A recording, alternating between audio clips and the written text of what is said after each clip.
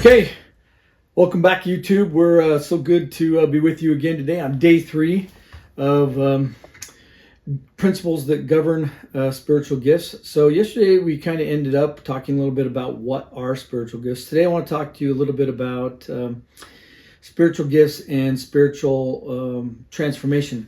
So we need to always remember that to invite individuals to come unto Christ is a sacred and a spiritual work. And the restored gospel of Jesus Christ is far more than, as I've said before, a self-help program or self-improvement. What we're seeking is spiritual transformation, and we want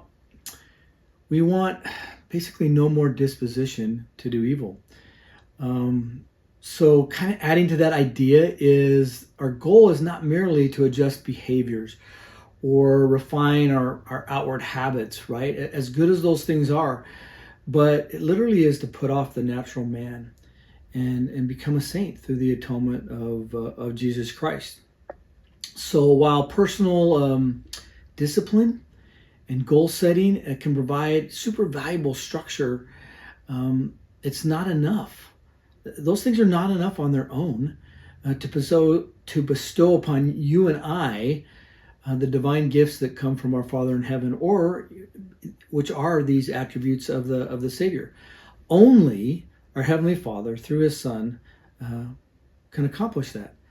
So, for instance, if we desire the gift of charity, the pure love of Christ, we cannot obtain it by our own sheer effort alone.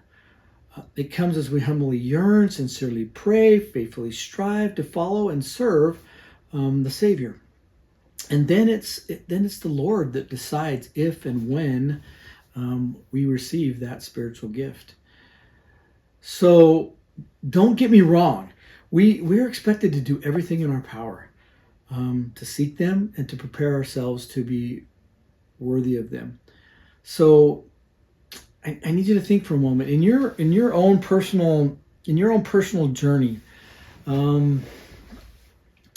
Each time you intentionally live the doctrine of Christ and strive to act in harmony with the Savior's teaching, we are showing in a very powerful way, heaven, that we truly want these gifts and that we're willing to receive them.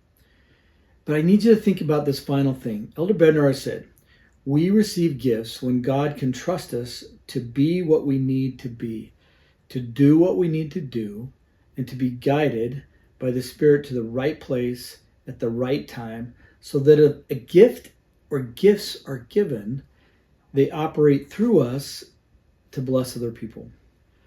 You see, spiritual gifts always and only are given to us so that they can bless, help, lift, and assist someone else. All right, that's day 3. We'll see you tomorrow for day 4 of principles that govern spiritual gifts. We'll see you later.